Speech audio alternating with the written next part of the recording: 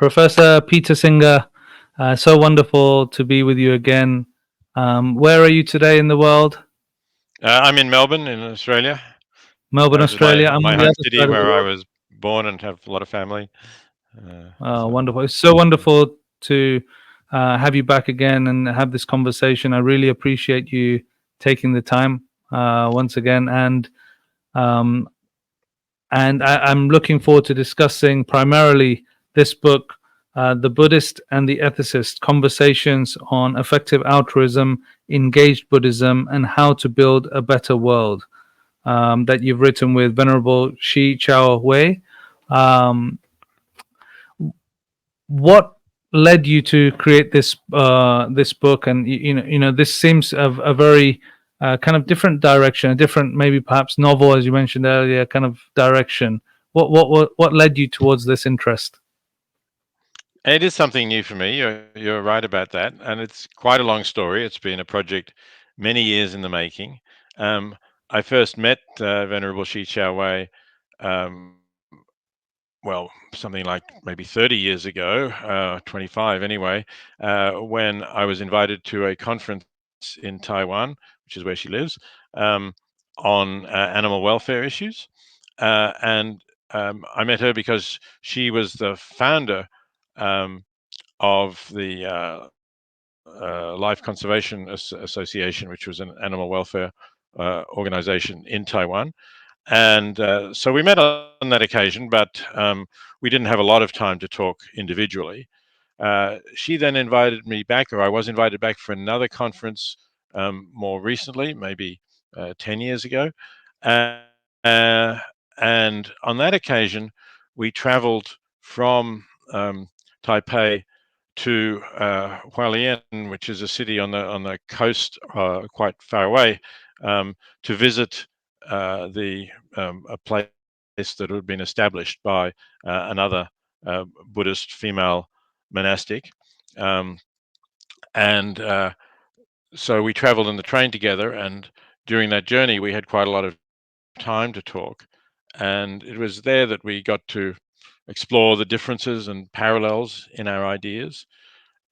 And it occurred to me then that this would be an interesting thing to write up, to actually to have recorded some of that conversation and to write it up and elaborate on it. And of course, we hadn't recorded it; we were just traveling on the train.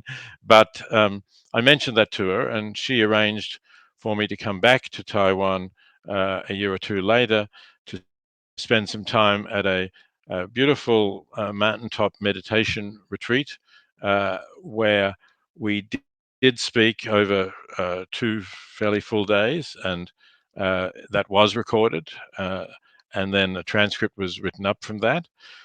But when we looked at that in writing, even that wasn't really full enough. I suppose, although it sounds like 2 full days is a lot, we did have everything being translated, because although Chao Wei speaks English, she wasn't confident enough about her English to, discuss these deeper issues without some translation. So when we wrote it up and looked at it, it still seemed like there was a need for more, for going into more depth, more thoroughness, and expanding the conversation.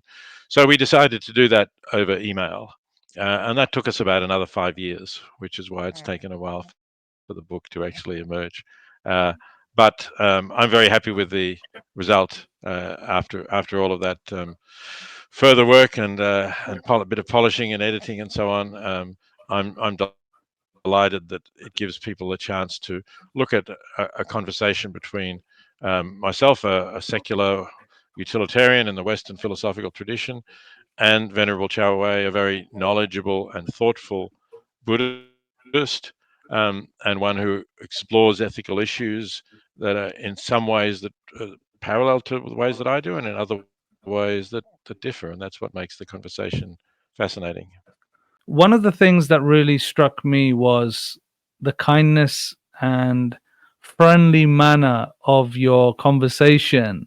When I think about conversations between people like Richard Dawkins or Sam Harris, that kind of come from a very scientific, atheistic lens, and then discuss with people of faith traditions, it's very kind of at each other's throats often. Kind of, even where there's disagreement, it doesn't seem like, or where there's agreement, it doesn't seem like the tone is a friendly one, a loving one. And I felt immediately that there was a soft, gentle kindness to the discussion that was just so wonderful to read, and I felt like I was present amongst loving people, kind people, in that. Could you say something about that? You know, the method at which ideas are shared. Well, I mean, I think my style is a little different from that of the people that you mentioned, but maybe there would be some people that I would be less kind towards if I really thought that they were misleading people and steering them down paths that were harmful for the world and for themselves. But certainly with Xiao Wei, I also responded to her kindness and her compassion, I think, and she's very much, what you might think of as a Buddhist who is motivated by loving kindness for all sentient beings, and that's really important to me. And so there would be absolutely no reason for me to engage in a hostile way. I certainly have some differences, but the differences are things that I want to explore and understand. The differences are not things that I want to say, you know, I'm right, you're wrong, and I don't want anybody to be listening to you, because that would be misleading. In this particular case, I wanted to understand how a different approach to my own, but one where I can recognize the motivation to reduce suffering among sentient beings, and I can obviously share that motivation. So I want to see how that works, what the thinking is behind it, to what extent it's a departure from scientific views. You mentioned that Dawkins and Sam Harris have a scientific background, but I like to think of myself as also favoring a scientific understanding of the world and how we are part of it. But I want to see how other people may understand this as well. And of course, particularly in a tradition like Buddhism, there may be real wisdom that has, ancient wisdom that has been preserved, or new learning that has been discovered over the centuries, that we can benefit from. It would be very arrogant to think that we Westerners understand everything better than anybody else. There's no reason to think that that's necessarily the case. Yeah. You know, perhaps the one person that's changed my worldview more than others is Ram Dass, who was at Harvard teaching psychology. And he said, we're at the highest seat of academia here, teaching people about the mind. But what I noticed was much of the faculty is as neurotic as everybody else.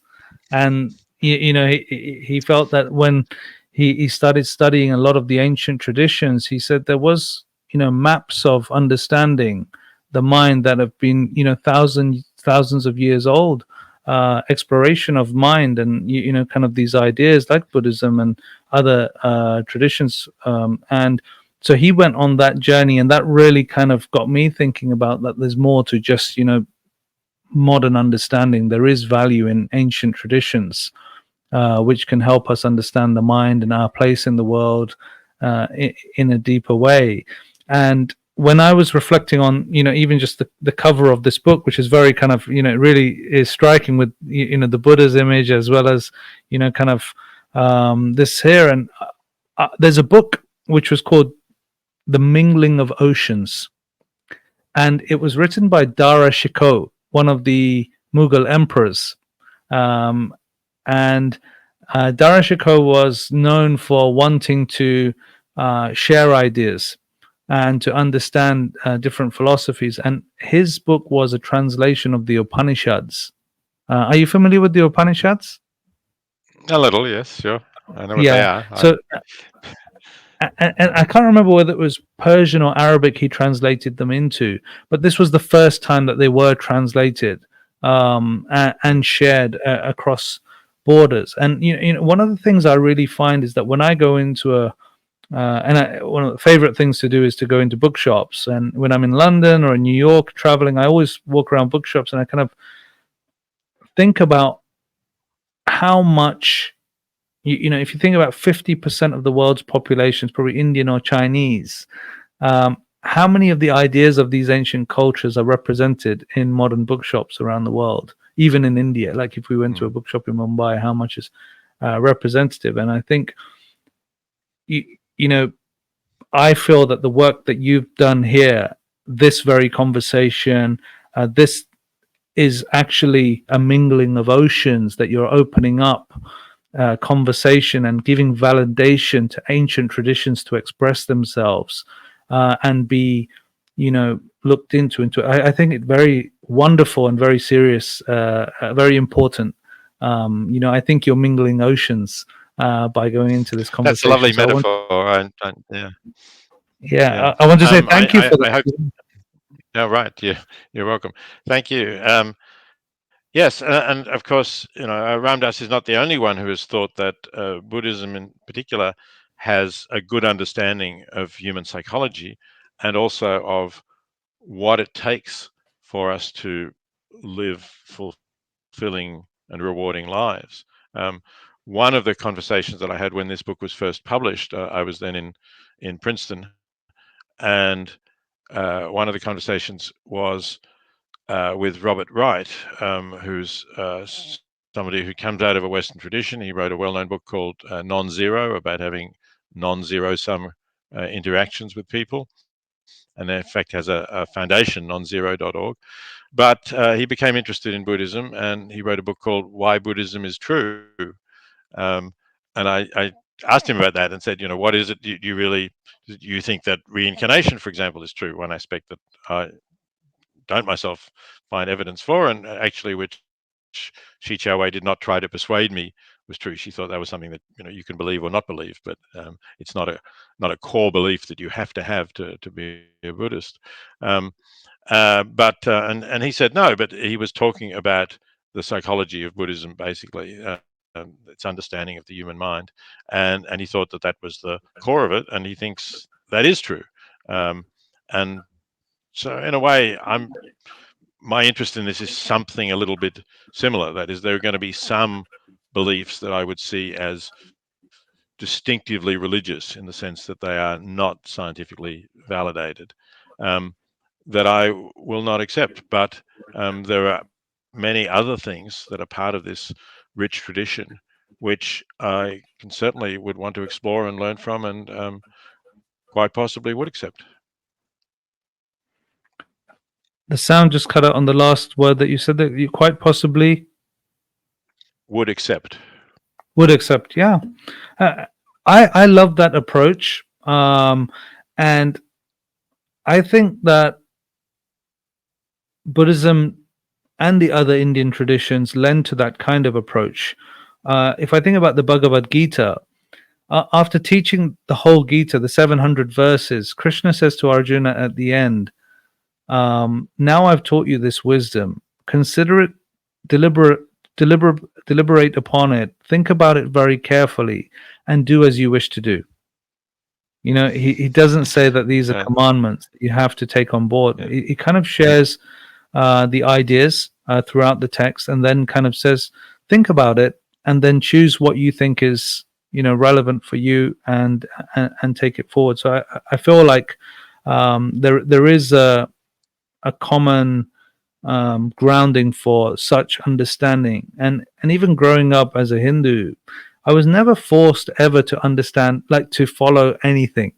It was all kind of just presented as, here are various ideas, and never once has anybody asked me, do you or do you not accept reincarnation, or right. Even the encouragement to be vegetarian or to kind of practice these things is never in a very forceful way. Even the way Buddhism shares its ideas with the world is never very, you don't often see Buddhists standing on the corners of streets shouting at people, or kind of no.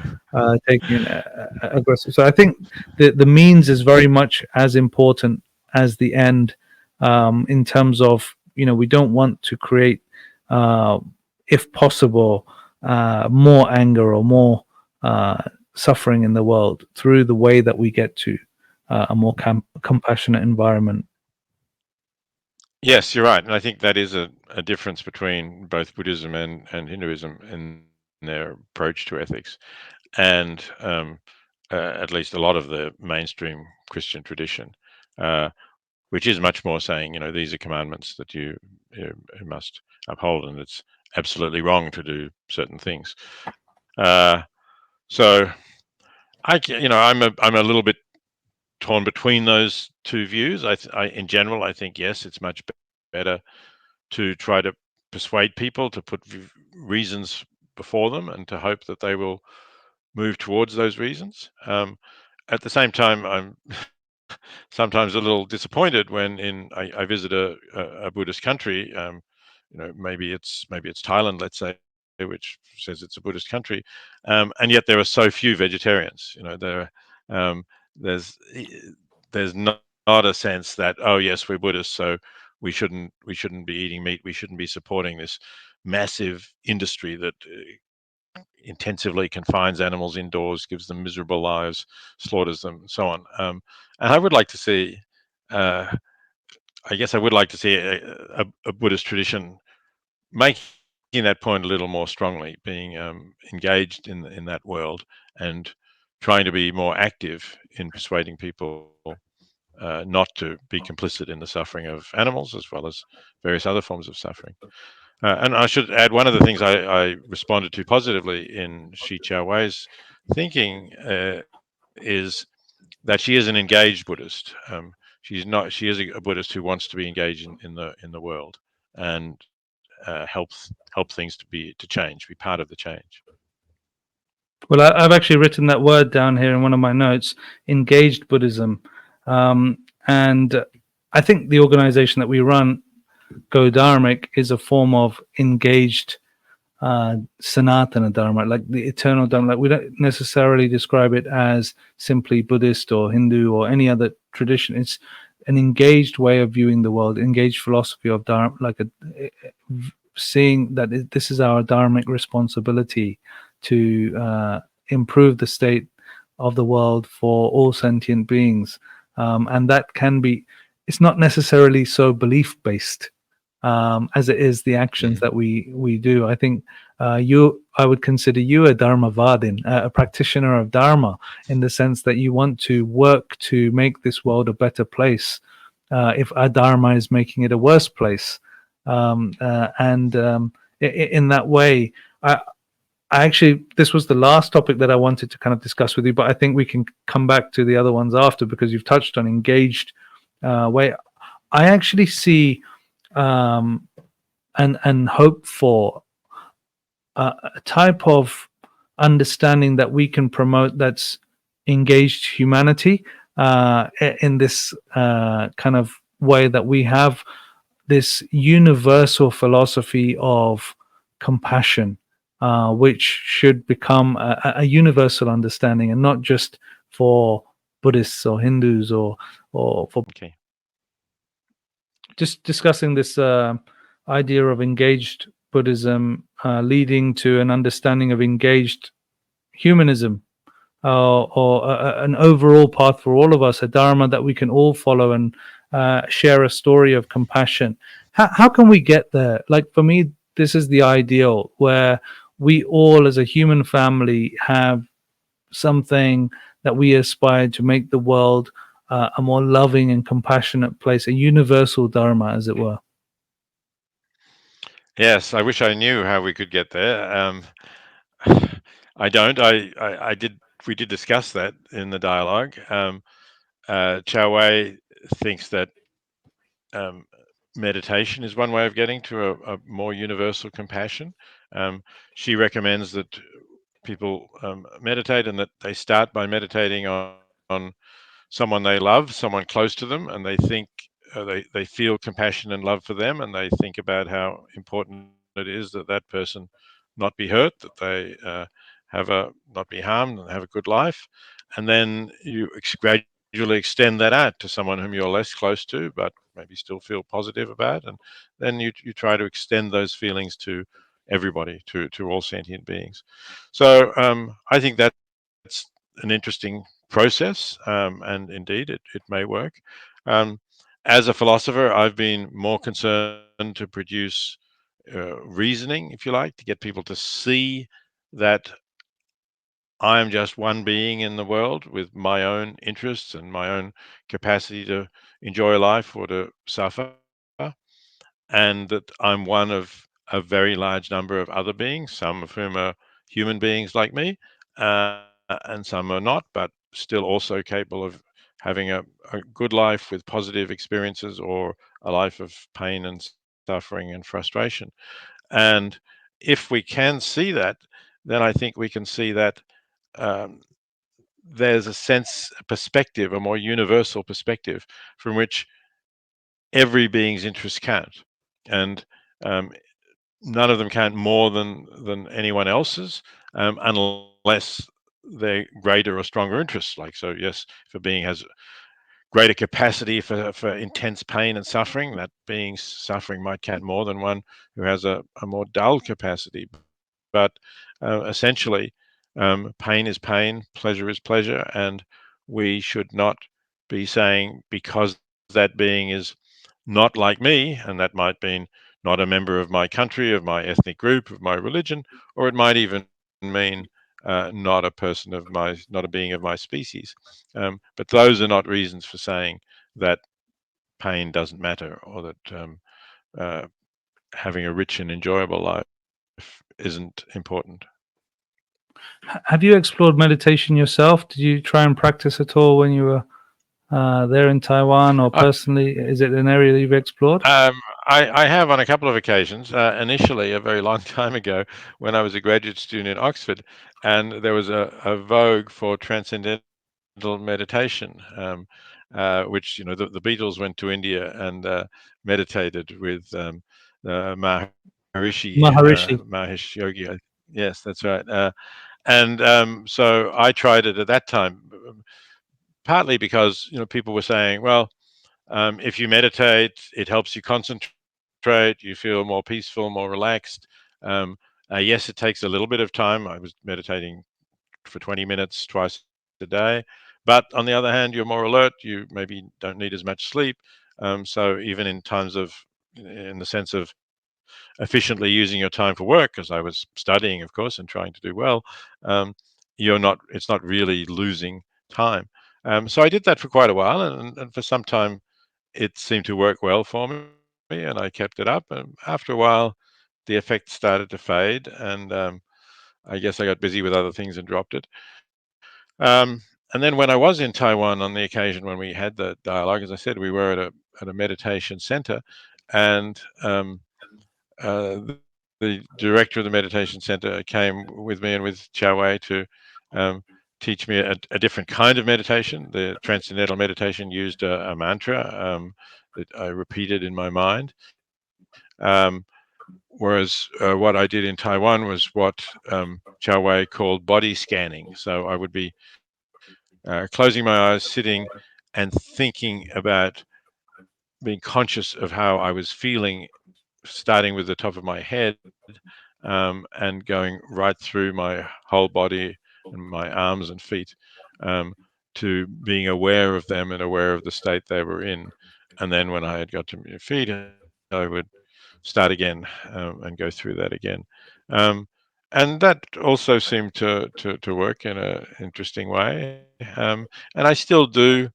I actually alternate a bit between the mantra style meditation and the body scanning style meditation. I still do them occasionally, particularly if for some reason I'm not getting enough sleep. Might be that I'm just waking up too early. It might be that I've been traveling and I'm jet lagged, and I find um, meditation a good way to relax myself and rest myself, and in that way make up for the fact that I haven't really slept as much as I usually do.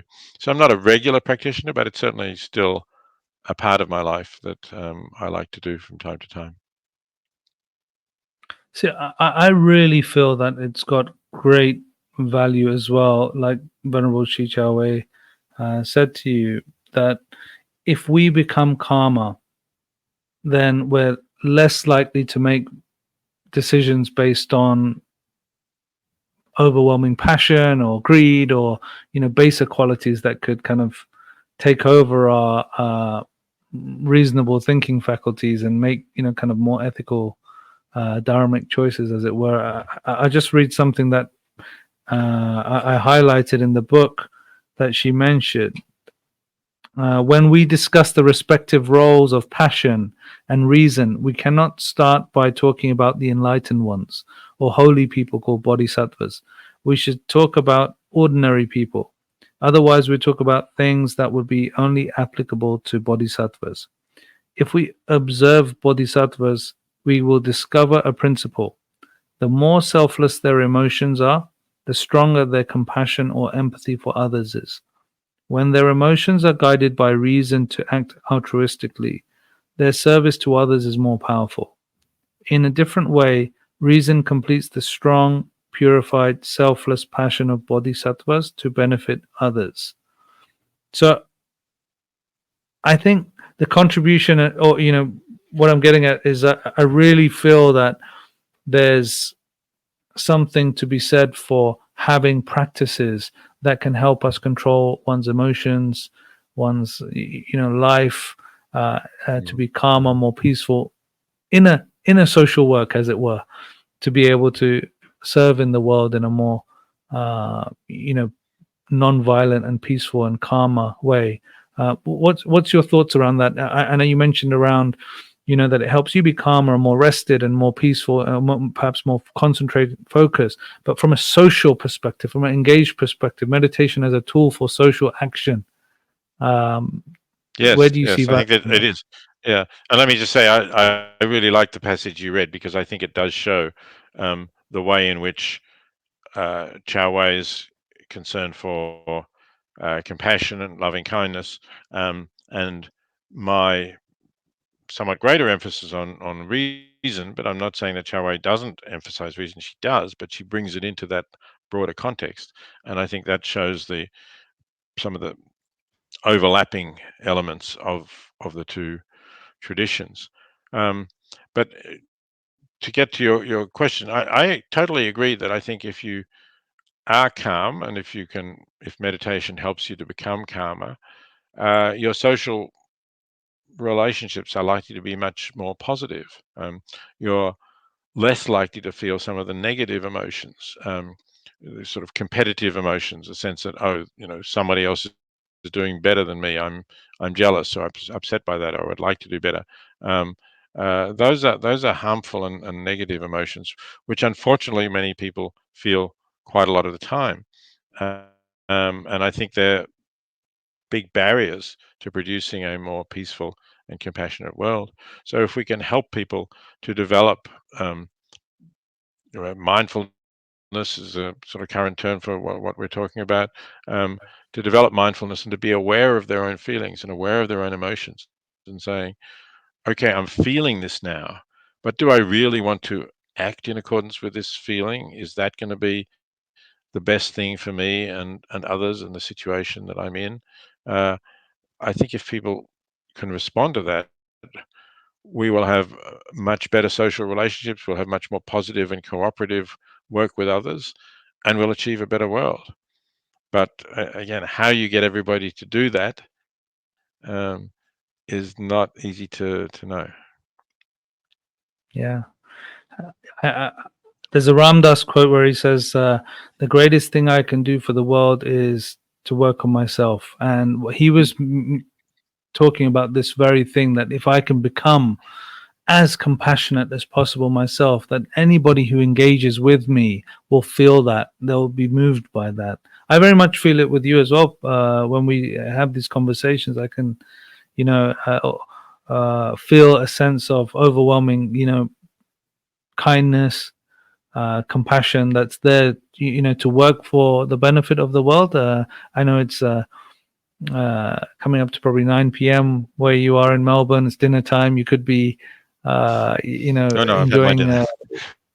you've had it watching a movie. We don't eat that late here. I had it before Okay. we started talking. Yeah. But you could be doing other things than talking about, increasing compassion through calming the mind. And, you've had a long, hard-working career, but you're choosing to still, be engaged and work for the welfare of the world. Well, this is a fulfilling thing to do, right? I mean, I could stop doing all that, and then what would I be doing? Well, I would have more time to read books, perhaps, and I would want to travel more. But I think that having a purpose and not a purpose that you create for yourself, like I want to lower my handicap at golf, but a purpose that you actually recognize is something that is important and that can make a difference and make the world a better place. I think that actually makes one's life much more fulfilling than simply playing a game as a pastime. But I do want to say, before we move on, I want to say one thing about the quote you gave from Ram Dass, where you said, the best thing that I can do is to work on myself. Now, sometimes that might be the best thing that you can do, because yourself is in a bad state, where otherwise whatever you try to do will have a negative effect on the world. But one of the things that I talked about with Chao Wei, and it comes from this idea of engaged Buddhism that we talked about before, is that I have encountered Buddhists who spent an enormous amount of time meditating. As a passage in the book, I refer to whatever they say they spent, was it's 10,000, 20,000, 30,000 hours in meditation. And if you break that up into months and years, it's a large part of anyone's life. And I do wonder whether that is the best thing one could do, given that that time could also be used for something else, like encouraging other people to live better lives, or encouraging people to help those in extreme poverty, or to reduce, not contribute to the suffering of animals, or work against climate change, or work for equality of women and of oppressed groups, all of those things. And she actually, she pointed out that there are these two paths in Buddhism. There is the path in which you try and work towards your own enlightenment, and ultimately achieve nirvana and sort of leave the world. And there's the path in which you delay achieving nirvana for yourself, because there is so much to do in the world. And that's closer to Bodhisattva. the path of engaged Buddhism. That's the Bodhisattva view. That's right. Which she very kindly said is what I'm pursuing. So Right. she So told me that I am a Bodhisattva, which I can't accept such an honorable title, but if I'm somewhere in that tradition, then that's very good. Well, I agree. I love that she said that, and I do believe that as well. Your path is the path of the Bodhisattva, and the engaged path of, your in Sanskrit. There's a term called sadhana, which we describe as the practice that you do. And some people's practice might be meditation, so that their sadhana is to go and meditate for hours a day and spend that time. And then there's others whose practice is service, and their service to the world, service to other sentient beings, service to humanity. I agree that there's different paths. I mean, I've got this book from the 12th century on my desk. It's called the Sarva Darshan Sangraha, and it's written by a saint called Madhvacharya, and it includes all of the various schools of Indian philosophy around at the time, and describes the various angles and ideas that they had at the time, and includes Buddhism and Jainism and Sankhya philosophy and yoga philosophy. But what's interesting is it doesn't describe them in a way that's exclusivist. It's very much like, there's my cousins over there, or this is my family over there, and they're from different parts of the world, but they enjoy a kind of mingling of these ideas in a much more Right. open way. And I think that Buddhism has done a great, like this, the idea of Bodhisattva is there amongst many of these traditions. that you are doing this for the welfare of the world. So I think if somebody was meditating and they were only meditating on compassion for 4 hours a day, and they're up in the hills, somebody who comes into contact with that person, even if it's for a much shorter time period, will be I'm open to the fact that you could be significantly moved by that person in a different degree to a person who's not spending that time in spiritual awareness or loving Right. awareness or loving kindness. Are you open to that? Yes. Look, that's well, it's possible. But I'm looking at probabilities, I guess, and where you're more likely to make the biggest difference. And if you are in some remote part of the Himalayas, then how many travelers are going to come to your door? Well, maybe if you become very well known, they'll start to beat a path to your door. But I suppose many of them don't, and maybe they could have done something that would have achieved more good. So I think the accept Buddha that. kind of has that middle path. If we kind of look at the middle path as a kind of a reasonable way and approach, I kind of would always look at that. Let's not go too far to the forest. Let's not also, lose the fact that practice is important, perhaps. I want to ask you about something that's very close to me, and the idea of ahimsa. I know that it does come up in the sense of animal welfare here, but I think perhaps more time I would have loved to see in the conversation about the idea of ahimsa as a really important philosophical concept for as an idea of non-violence that's runs through perhaps Buddhism, but perhaps from the animal welfare perspective that you've spent your whole life speaking about. What is your understanding of ahimsa, perhaps from this book and these conversations, but also your wider understanding now of its importance? Yeah, I think the concept is there in the book, though maybe not given that particular term. But certainly there's quite a lot of discussion in the book about circumstances in which killing may be a kind thing to do, and that's a real dilemma for Chow Wei. She feels it somewhat more strongly than I do, but I certainly can be sensitive to it as well. She talks, for example, about at the Buddhist school at which she was teaching, there were stray dogs who used to come onto the campus, and the people would feed them and would look after them, and essentially they would become like campus dogs who were cared for there. And she talks about one case of one dog who I think was badly injured in an accident with a car and became ill, and so there was a discussion eventually about this dog is suffering, this dog is not going to recover, what are we going to do? And I think in Western societies, people would have fairly quickly come to the view, well, let's take the dog to the vet, and the vet will give the dog an injection so the dog will go to sleep and not wake up. But that was certainly more difficult for Chow Wei and for the Buddhists she was with. It's not that they absolutely refuse to do that, in this sense, as you said before, they don't have absolute commands. There were circumstances when they would do that, but it was still an act of killing that they would try to avoid if they possibly could.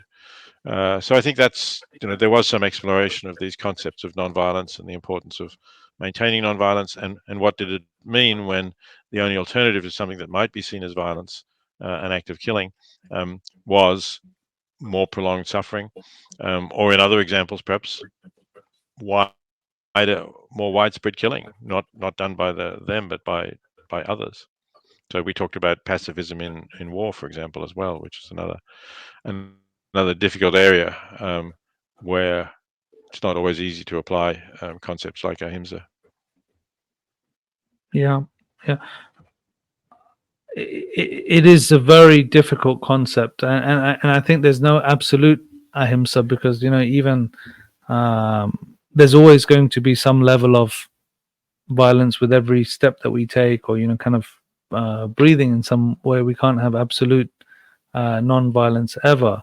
but I quite agree with that. I find it also difficult, that if even if there was an absolute requirement to help the dog, in that instance, it would be a most terrible thing and kind of a very painful thing to do.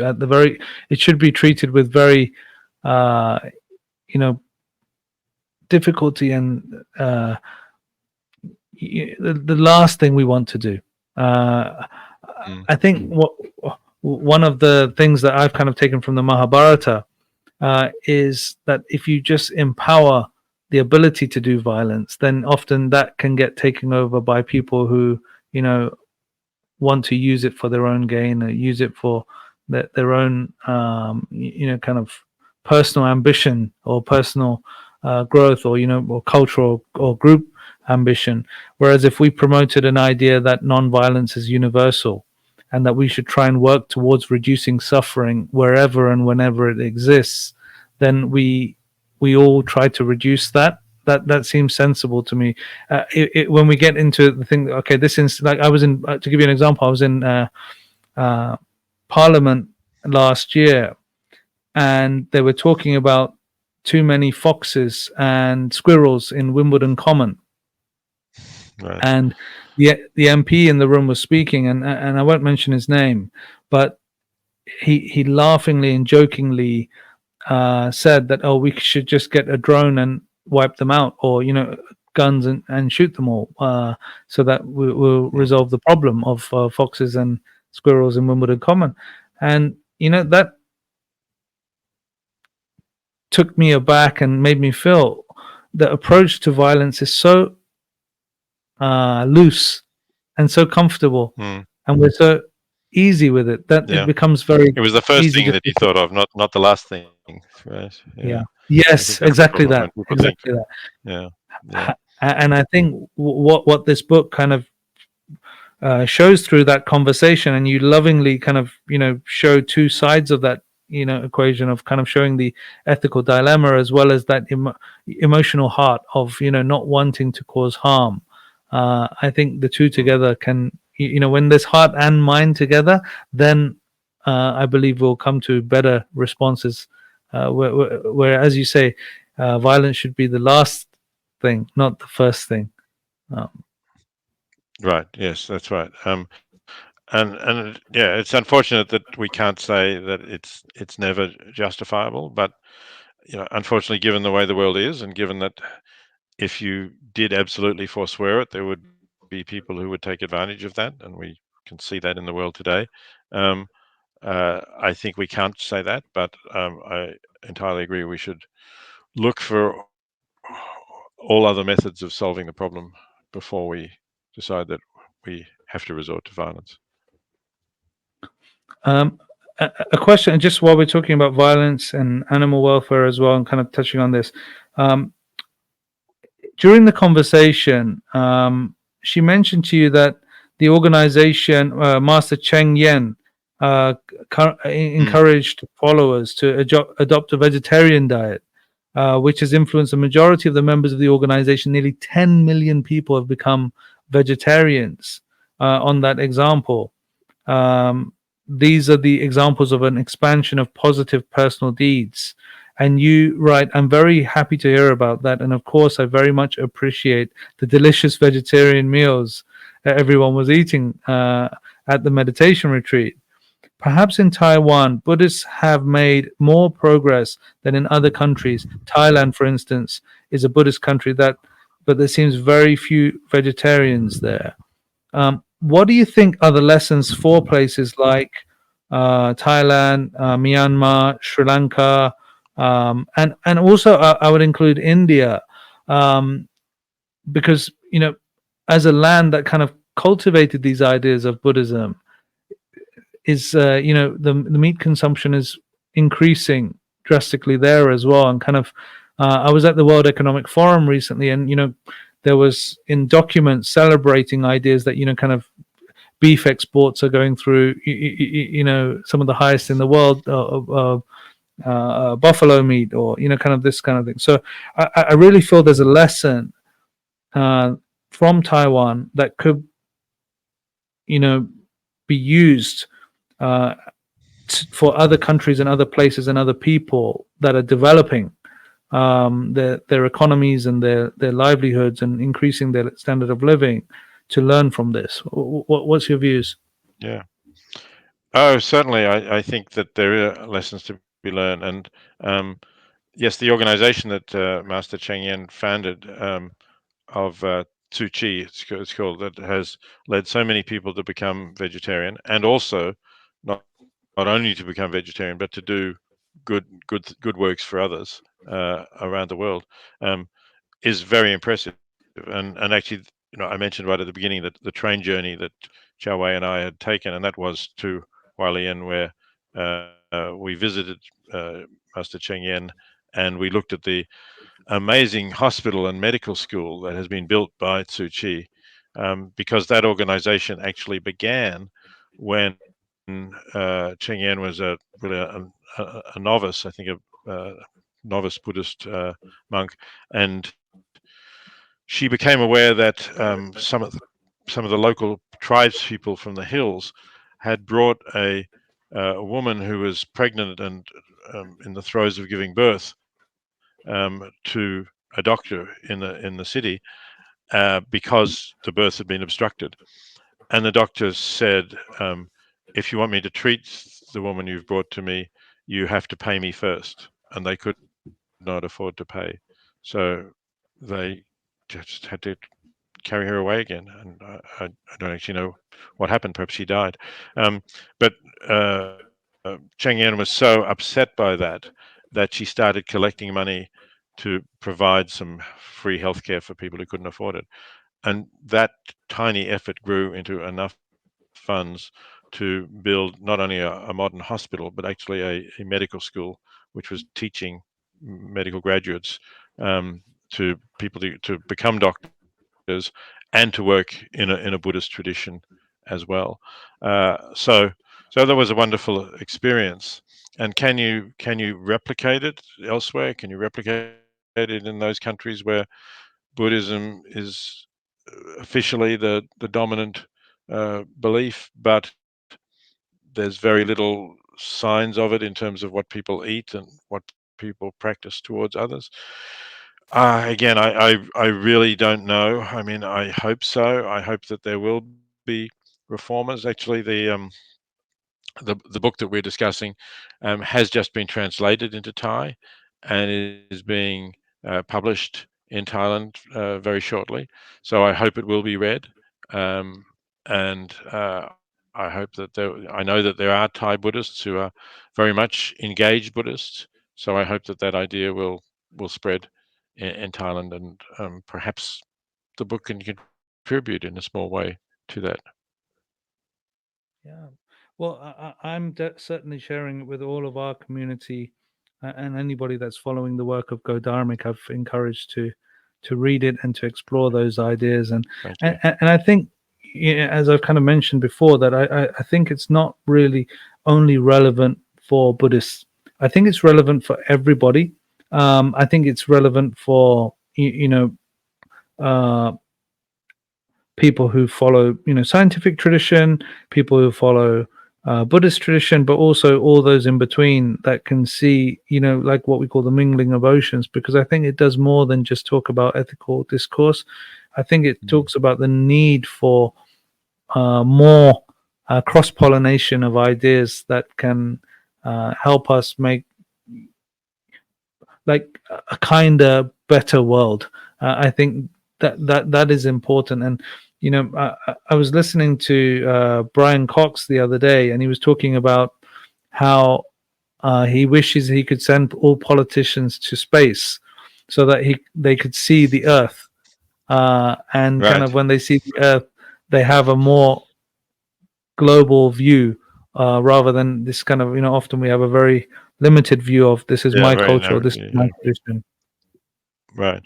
Yeah, absolutely. I mean, that's this idea that I was mentioning before, that we have the capacity to see ourselves as one being among others, and not just as, one being among others, say in my case, my fellow Australians or something like that, but really one being among others in the world as a whole. Um, and I think that's what we need to do.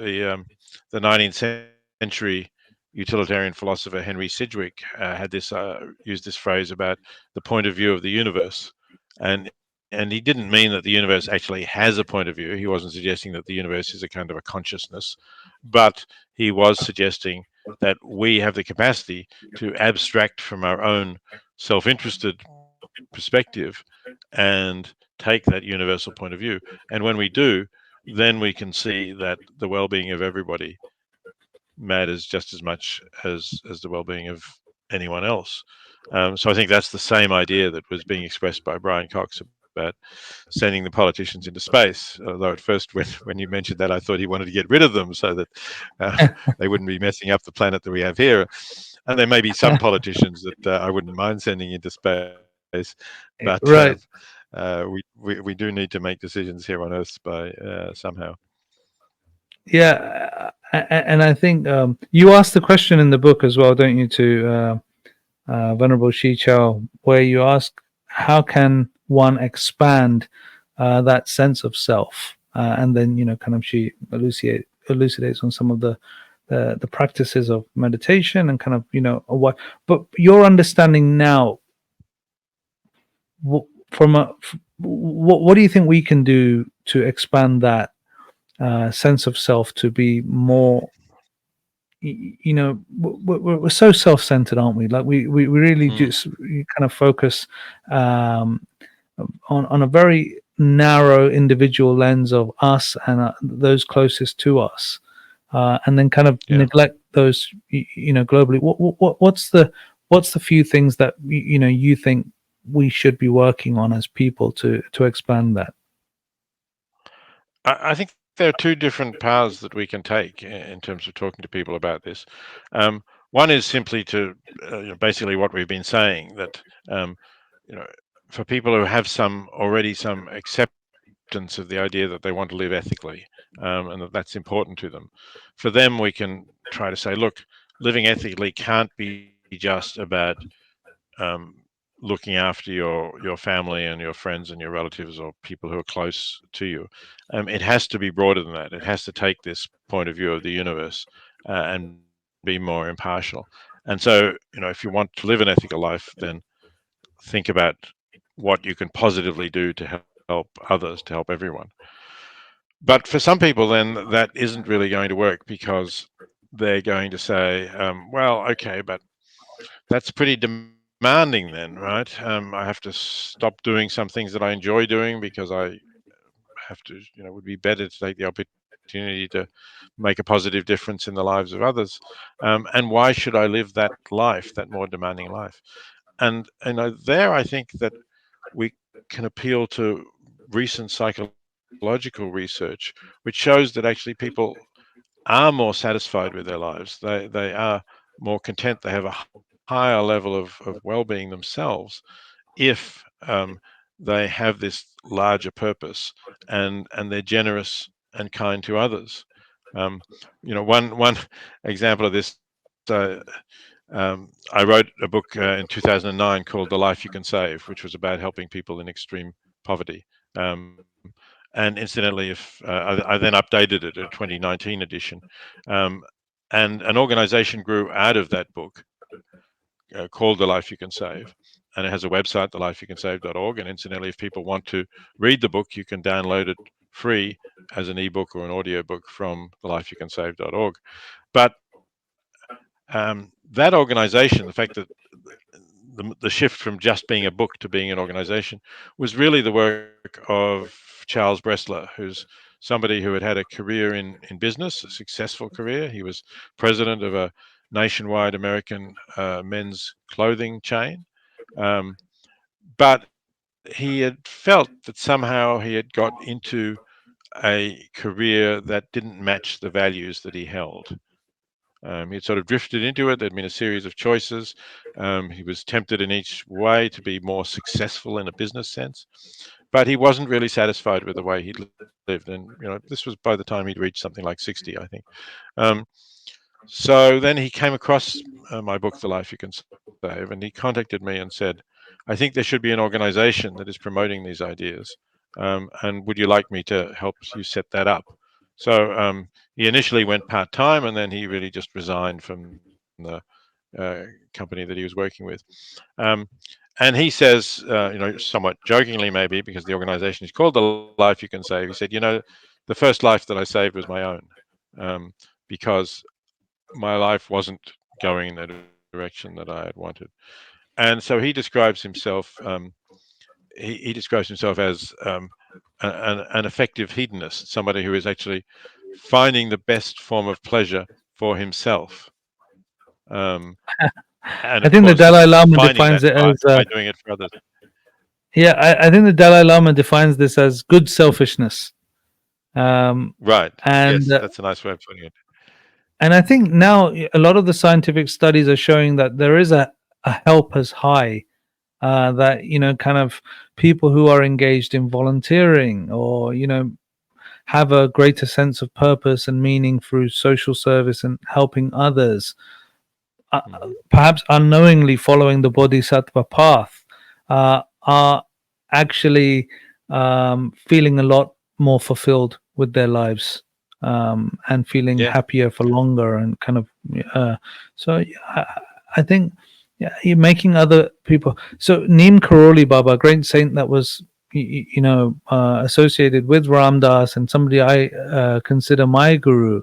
When people asked him, how do you raise your kundalini, as in how can you raise your yogic powers, or power of meditation to become enlightened or achieve this state of samadhi, or nirvana, whatever you wish to call it, he would say, go and serve the poor, go and feed people, go and help others. Right. Like, not have that self desire for nirvana for yourself, but to go and help others.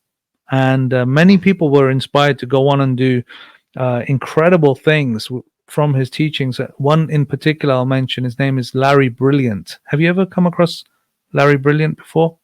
I know the name. I'm not sure. Yeah, tell me more, because I think So, I will remember it when you tell me more. as his name suggests, he lived a brilliant life. He still does wonderful work today. He's an epidemiologist in the US, but spent a lot of time in India eradicating smallpox through the largest vaccine campaign in history, I think, in India, and saw one of the last cases of smallpox, which obviously killed millions of people, and ran that campaign based on this outlook of, like you say, a bodhisattva type of service. And I think it can be tremendously powerful when inspired. And that's, our life's work with Go Dharmic, is to try and create more engagement around service, but not just that, this is from a place of guilt. This is a place of joy. This is a place of happiness. This is a place of love and compassion. That actually creates fulfillment. One of the words I use for purpose, as we mentioned purpose so many times in today's conversation, is dharma. That's your dharma. Is your purpose to be that way, because it's closest to our the best form of ourself, is to be Right. that way. So I believe this book is a great contribution. I do want to show it on the screen again for people who haven't seen it. It's a beautiful book.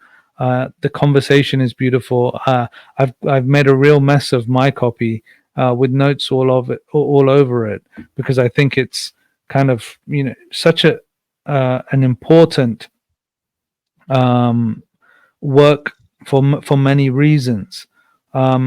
And I just wanted to give you the opportunity, if I may, to kind of give a final message to people who will pick this book up and not have kind of any understanding of either Buddhism or utilitarianism, for what they can actually take away from your experiences of having these conversations and sharing this message, and for why they should read it. I think we've given them a lot of reason, and hope that a lot of people do pick up the book and take it as a real a journey of exploration. But just some final thoughts, if I may request you to give to our listeners.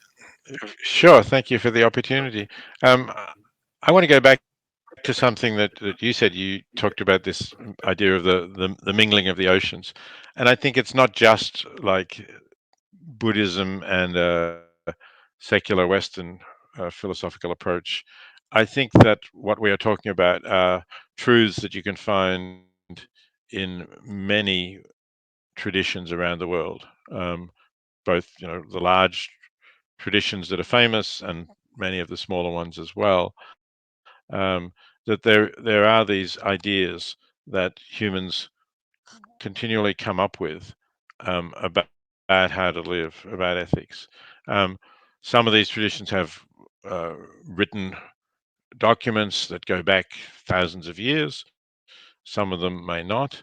But I think if you come to the book and read it, you will be not just thinking about, oh, I'm learning about Buddhism and I'm learning about a secular utilitarian ethic, but rather I'm learning about common truths that can be embraced by a wide variety of traditions, and that also, as we've been saying, have the support of modern research in psychology that have that kind of more statistical evidence about the greater probability of leading a good life if you are aware of these universal truths and you act in accordance with compassion and loving kindness for everyone.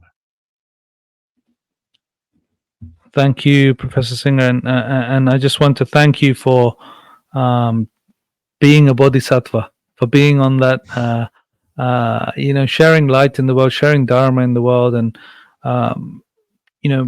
helping us all on a journey of compassion and kindness, and recognizing that within the Buddhist tradition, within scientific tradition, and it gives me great validation on the work that we're doing with Go Dharmic. Really, it does. And thank you for inspiring us all. And long may you continue to kind of share that voice of compassion with the world. And I hope we all listen to you. Thank you, and thanks again for the opportunity to talk to your viewers and let them know about the existence of the book, and I hope that many of them will pick it up. So I guess probably from you've heard me going on about it too much, but Go Dharmic really is a movement of 10,000 people who are now working around the world for compassion. So they People all over the world. Yeah, we are in the UK, in the US, in India, registered, but we work everywhere in the world. So whether it's the floods in Pakistan, the Turkey earthquake, we're on the borders of Ukraine and Russia, serving tens of thousands of refugees as they were fleeing Ukraine. We was helping them carry their luggage, and and these are all volunteers doing this work. They're really it's a Bodhisattva organization. Wonderful. But born in the UK. Thank you. I'm very happy to have been part of a conversation about how we can make the world a better place. And I want to mention the organization Go Dharmic, which is an international organization of thousands of volunteers all over the world who are trying to make the world a better place, volunteering their time to help people in poverty, to help in disaster relief after floods or earthquakes, to work in crisis areas around the world. And really, they are fulfilling the traditions that are united by both my own utilitarian ethical view and that of the Venerable Shi Chao Wei, as we discuss in our book, The Buddhist and the Ethicist, but making this into their lives, into action. And if you're interested in doing that, I suggest you have a look at Go Dharmic and think about how you can do to support it, perhaps possibly by volunteering your time and skills, perhaps by donating to it to support this group of people who are trying to make the world a better place. Thank you.